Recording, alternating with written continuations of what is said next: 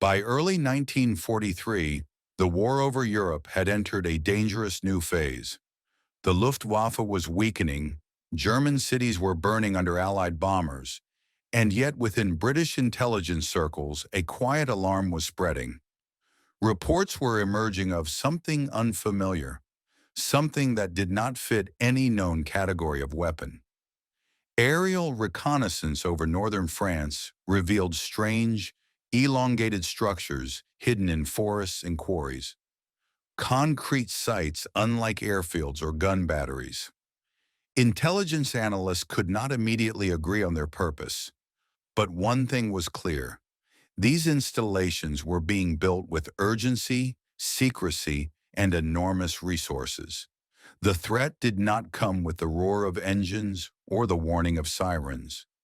It promised something far worse, an attack without interception, without dogfights, without defense.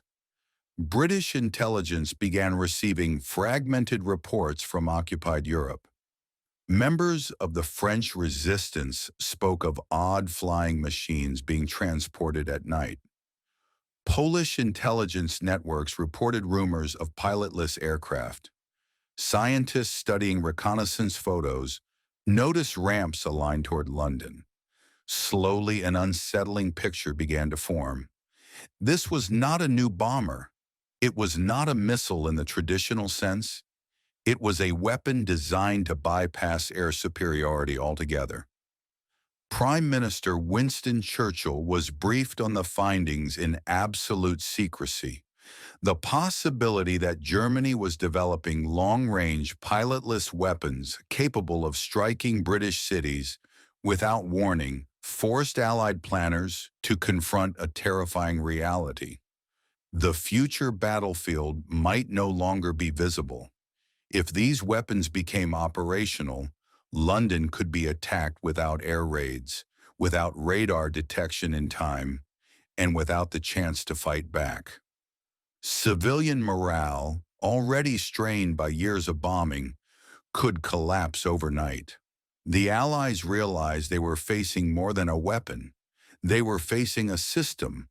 Engineers, factories, launch sites, supply chains, and hidden research facilities operating in the shadows of occupied Europe. Stopping it would require a new kind of campaign, one fought through intelligence analysis, precision bombing, sabotage, and deception. It would not be announced publicly. It would not appear on frontline maps. The secret struggle would become known as Operation Crossbow. A war before the weapon was even fired. A race against time, science, and fear. To stop a future that had already begun taking shape in concrete and steel. Hidden on the remote Baltic coast of northern Germany lay the heart of Hitler's secret weapons program. Peenemünde was not a factory, not a military base in the traditional sense, but something entirely new. A vast research and testing complex dedicated to weapons that belong more to the future than to the present war. Here, engineers and scientists worked in near-total secrecy, shielded by distance, restricted access, and layers of deception. The site combined laboratories, wind tunnels, launch pads, and living quarters, all focused on a single mission: to create weapons capable of striking Britain without risking pilots, aircraft, or interception. At the center of the project stood Werner von Braun, a brilliant and ambitious engineer whose dreams of spaceflight had been redirected toward war. Under his guidance, Peenemünde became the birthplace of two revolutionary weapons, the V-1 flying bomb and the V-2 ballistic missile. Both were intended as Vergeltungswaffen, weapons of retaliation. The V-1 was crude but terrifyingly practical. A pilotless aircraft powered by a pulse jet engine, it could fly hundreds of kilometers and crash into its target with a 1-ton warhead. The V-2, however, represented something far more radical. It rose vertically into the sky, reached the edge of space, and descended at supersonic speed. There was no warning, no defense, no interception. Test launches shook the Baltic coastline. Engineers measured trajectories, engine performance, and guidance errors, while SS security ensured that no information escaped the perimeter. Failures were common. Rockets exploded, engines cut out, prototypes disintegrated. But each failure brought the project closer to operational reality. What made Peenemünde so dangerous was not just its technology, but its isolation from the front lines. While Allied bombers devastated German cities, this facility continued to operate almost untouched. Many within Allied intelligence initially underestimated its importance, believing it to be experimental rather than operational. They were wrong. By mid-1943, Peenemünde had moved beyond theory. The weapons tested there were nearly ready for deployment. If allowed to continue uninterrupted, they would soon give Germany the ability to strike British cities at will, without warning and without resistance. Stopping Peenemünde became essential. But first, the Allies had to understand exactly what they were facing. For much of the war, the greatest strength of Germany's V-weapons program was not steel or fuel, but uncertainty. The Allies knew something was happening, but they did not know where, how advanced it was, or how close it was to becoming operational.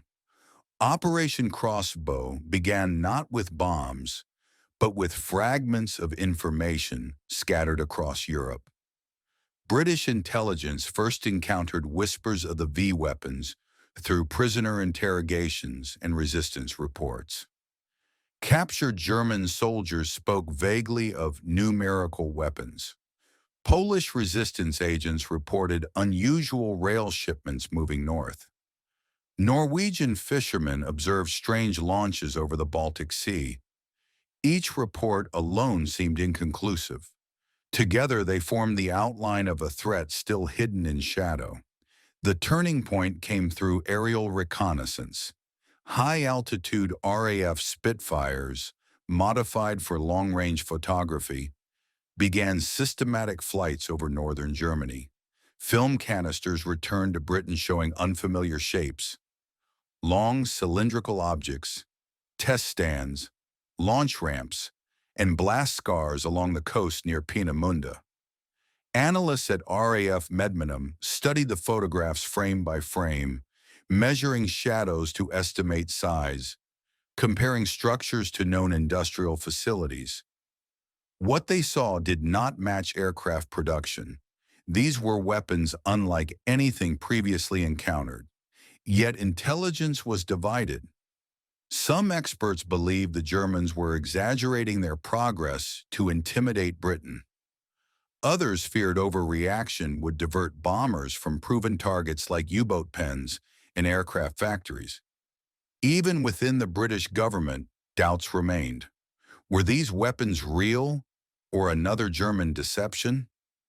The breakthrough came from human intelligence. A key informant inside occupied Europe provided technical details describing liquid-fueled rockets and pilotless aircraft. When these reports aligned with aerial imagery, skepticism faded. The puzzle pieces locked into place. Germany was not experimenting. It was preparing. By early 1943, Allied planners understood the stakes. If the V-weapons reached full production, London could be attacked without warning. Air defenses would be useless.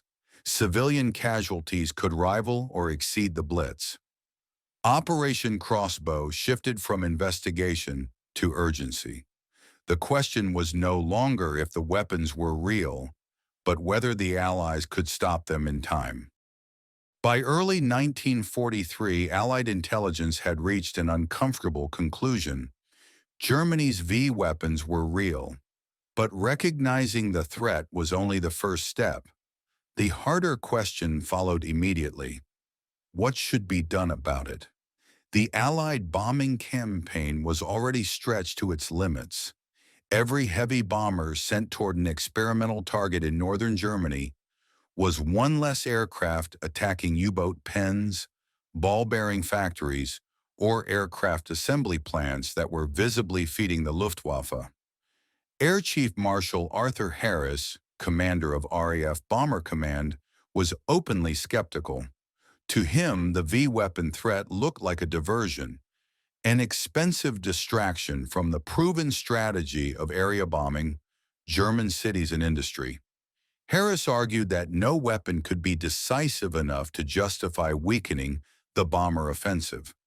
He believed Germany's wonder weapons were exaggerated propaganda, designed to force the Allies to waste resources chasing shadows.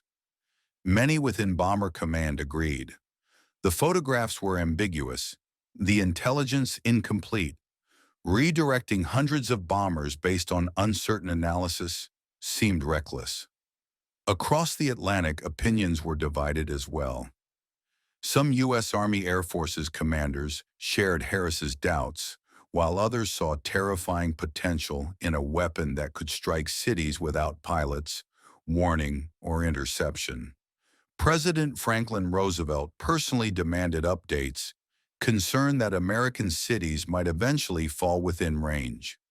The debate intensified after simulations showed the possible impact of mass bombing launches against London. Even inaccurate weapons, fired in large numbers, could paralyze transportation, overwhelm civil defense, and inflict psychological damage far beyond their explosive yield. Unlike the Blitz, there would be no dogfights in the sky, no bombers to intercept. The weapons would simply arrive. In March 1943, the argument reached a breaking point.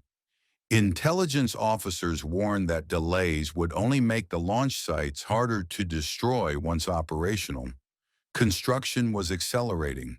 Concrete bunkers were rising along the French coast. Time, not bombs, had become the enemy. Reluctantly, Allied leadership reached a compromise. Operation Crossbow would proceed, but under constant scrutiny. Targets would be attacked selectively. Results would be evaluated ruthlessly. If the threat proved real, Crossbow would expand. If not, it would be quietly sidelined. The decision marked a critical moment in the war. For the first time, the Allies committed major air power not to destroy what Germany was producing, but to prevent something from ever being used. On the night of August 17, 1943, Operation Crossbow moved from intelligence and debate to open war. The target was no longer hidden in shadows or argued over in briefing rooms. Peenemünde, the birthplace of Germany's V-weapons, was about to be struck. The attack, codenamed Operation Hydra, was one of the most carefully planned raids of the entire war. RAF Bomber Command assembled nearly 600 aircraft, including Lancasters, Halifax, and Mosquitoes. Unlike area bombing raids against German cities, this mission demanded precision. The goal was not terror, but disruption, destroy laboratories, kill key personnel, and shatter the momentum of the V-weapon program. Mosquito Pathfinders flew ahead of the main force, marking specific buildings with flares. Intelligence officers had identified barracks housing scientists and engineers as priority targets. For the first time, Allied planners openly acknowledged that human knowledge, not factories alone, was the most valuable German asset. As the bombers crossed the Baltic coast, German defenses reacted too late.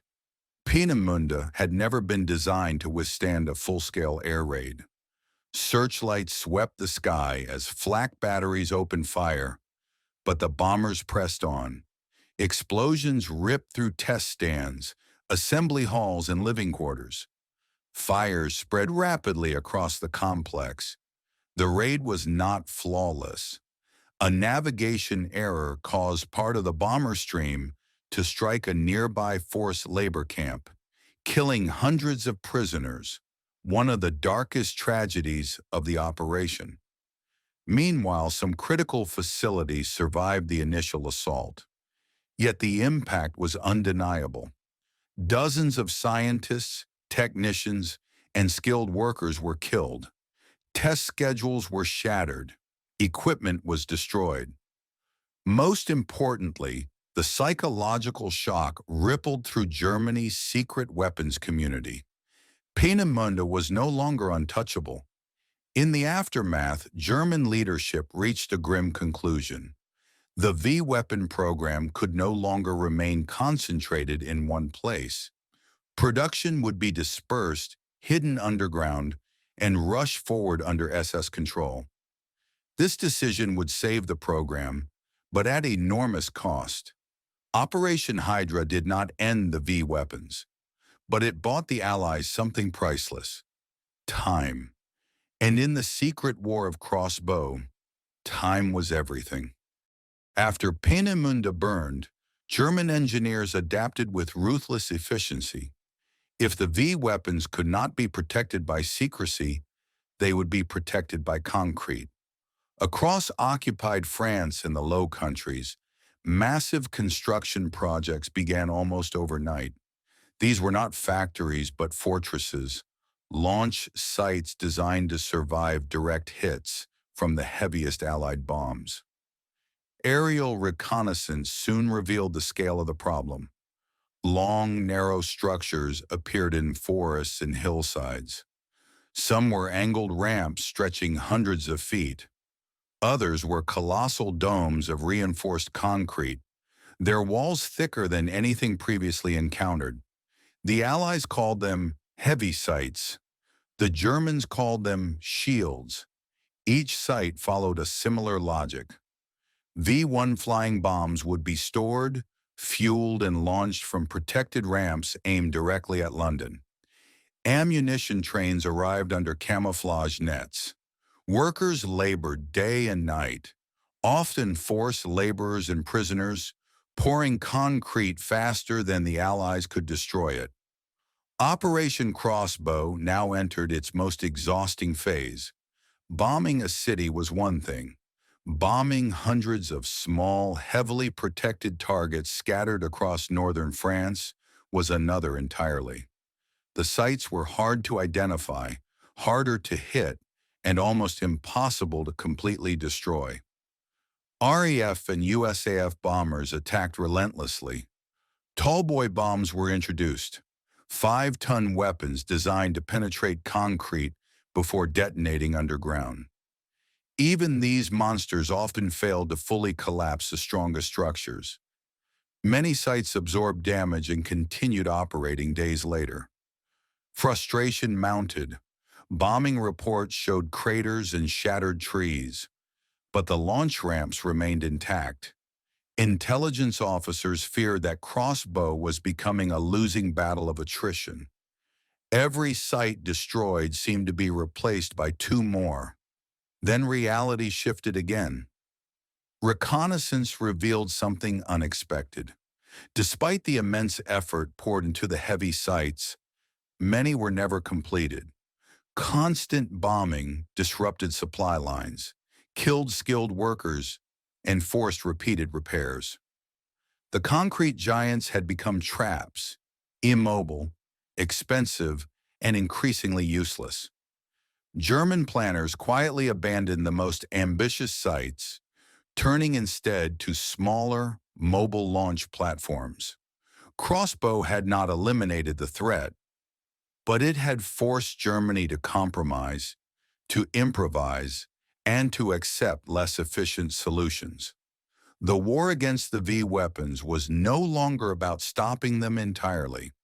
It was about limiting the damage and forcing Germany to fight from a position of weakness. On June 13, 1944, just 1 week after the Normandy landings, the secret war of Operation Crossbow failed in its most important mission. The first German V-1 flying bombs crossed the English Channel and struck London. There was no warning siren, no bomber formations visible in the sky, just a low mechanical buzzing sound, unlike anything civilians had heard before. Londoners quickly gave it a name, the Doodle Bug. The V-1 was a crude but terrifying weapon. Powered by a pulse jet engine, it flew at roughly 400 miles per hour, low enough to evade most radar and high enough to confuse anti-aircraft fire. It carried an 850-kilogram warhead, enough to destroy entire blocks. But its most frightening feature was psychological. When the engine cut out, silence followed. Seconds later came the explosion. Within days, dozens of V-1s were hitting southern England every night. Many crashed harmlessly into fields or fell short into the Channel.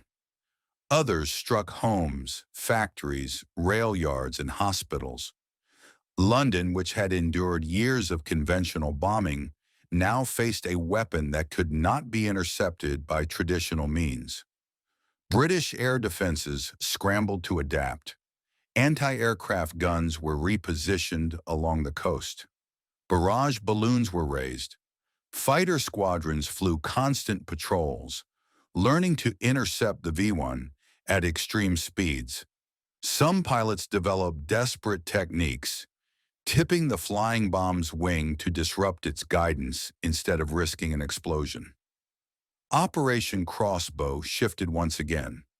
Bombing launch sites alone was no longer enough. The Allies now had to fight the weapons in flight, on the ground, and at their point of origin, all at the same time. Despite the defenses, the toll mounted. Over the course of the campaign, more than 6,000 V-1s were launched at Britain. Nearly a quarter reached London. Tens of thousands of civilians were killed or wounded. The miracle weapon had arrived. But it was not decisive. Instead of breaking Britain's will, the V-1 attacks hardened Allied resolve. The question was no longer whether Crossbow would continue, but how far it would go to end the threat completely. Stopping the V-1 required something entirely new. Traditional air defense had been built to fight pilots, men who could hesitate, make mistakes, or turn away. The flying bomb did none of those things. It did not fear death. It did not maneuver. It simply flew forward until it ran out of fuel and exploded. To defeat it, Britain assembled the world's first integrated anti-missile defense system. Radar stations along the English coast were upgraded and retuned to detect low-flying targets. Data flowed into centralized command rooms, where operators plotted the course of incoming V-1s in real time. For the first time in history, radar, guns, and fighters were linked into a single network, what would later be called a kill chain. Anti-aircraft artillery was transformed. Older guns were replaced with radar-directed, proximity-fused weapons capable of detonating shells near fast-moving targets. Entire gun belts were moved south toward the coast to intercept V-1s before they reached London. Accuracy improved dramatically. What had once required thousands of shells per kill now required only dozens. Fighter pilots faced an equally brutal challenge. The V-1 flew faster than most propeller aircraft could safely intercept. Only the fastest fighters, the Hawker Tempest, Spitfire Mark 14, and American P-51 Mustang stood a chance. Pilots chased flying bombs at treetop height, firing from dangerously close range, or performing the infamous wing-tipping maneuver to destabilize the guidance system. Even jets entered the fight. The British Gloucester Meteor, the world's first operational jet fighter, scored its first victories not against enemy aircraft, but against V-1s. The future of air combat had arrived quietly, chasing a weapon designed to terrorize civilians. By late summer 1944, the results were undeniable. Interception rates climbed above 80%. London was still struck, but far less often. What Germany had intended as a city-killing weapon was being defeated by technology evolving faster than the weapon itself. Operation Crossbow had become more than a bombing campaign. It was the birth of modern air defense. In September 1944, just as Britain began to believe the worst of the V-weapon threat was passing, a new and far more terrifying weapon appeared, without warning, without sound, and without defense. On September 8th, a massive explosion tore through Chiswick in West London. There was no siren, no aircraft, no buzzing engine, only a sudden blast that killed 3 people instantly. At first, authorities believed it was a gas explosion. It was not. It was a V-2 rocket. Unlike the Vi-1, the V-2 did not fly. It fell from the edge of space. Launched from mobile platforms in the Netherlands, the rocket accelerated to over 3 times the speed of sound, reaching altitudes above 80 kilometers before plunging back to Earth. By the time anyone heard it, it had already exploded. Operation Crossbow faced its ultimate failure. There was no interception, no radar warning, no fighter response. The weapon struck faster than human reaction time. German propaganda called it a vengeance weapon, but its real impact was psychological chaos. Explosions appeared random. Entire buildings vanished. Streets collapsed. Civilians died without knowing they were under attack. Unlike the Blitz or the V-1 campaign, there was nothing visible to fight back against. Allied intelligence scrambled to respond. Reconnaissance identified launch zones near The Hague, but the rockets were mobile and fired within minutes of setup. Bombing the sites after launch meant bombing empty fields. Crossbow aircraft hunted supply routes, fuel depots, and factories, but the rockets kept coming. More than 3,000 V-2s were launched during the war. Over 1,400 struck Britain, killing more than 2,700 civilians. Antwerp suffered even worse, as the rockets targeted Allied logistics hubs supporting the advance into Germany. Yet the V-2 failed strategically. It was extraordinarily expensive, consumed vast industrial resources, and delivered relatively small payloads. Each rocket cost more than a bomber aircraft, yet could not change the course of the war. Operation Crossbow could not stop the V-2 in flight. It could only shorten the campaign by destroying the system behind it. And even as the rockets fell, the war was already slipping beyond Germany's grasp. Operation Crossbow ended not with a single victory, but with an understanding that would define warfare for the rest of the 20th century. The Allies had not defeated Germany's V-weapons in the air. They had defeated them by destroying the system that built, fueled, and launched them. When Allied forces overran Germany in 1945, they discovered the full scale of what had been narrowly contained. Underground factories carved into mountains. Assembly lines worked by enslaved labor. Thousands of unfinished rockets stacked like cordwood. Had the war lasted longer, the consequences would have been catastrophic. The V-2, though strategically ineffective, changed everything. It proved that weapons could strike cities from beyond the reach of aircraft, guns, or radar. No defense could stop them once launched. For the first time, geography itself had lost its meaning. The victors understood immediately. American and Soviet forces raced to seize German technology and personnel. Engineers like Werner von Braun were transported across oceans, their knowledge repurposed for new masters. What had once targeted London would soon aim higher, toward space, and eventually toward other nations armed with nuclear warheads. Operation Crossbow became the first true anti-missile campaign in history. Its lessons shaped Cold War doctrine, early warning radar networks, ballistic missile defense systems, and the concept of preemptive strikes against launch infrastructure. The idea that the only way to stop a missile was to destroy it before launch would echo through decades of military planning. Yet Crossbow also carried a warning. Despite immense effort, thousands died. Entire cities were struck without warning. Technology had outrun morality, law, and defense. The V weapons did not win Germany the war, but they showed how close humanity had come to a future where civilian populations were permanently hostage to machines. In the end, Operation Crossbow did not just protect Britain, it exposed the future, a future where wars would be decided not by armies alone, but by engineers, intelligence officers, and the race to strike first. The missile age had begun, and the world would never be the same again.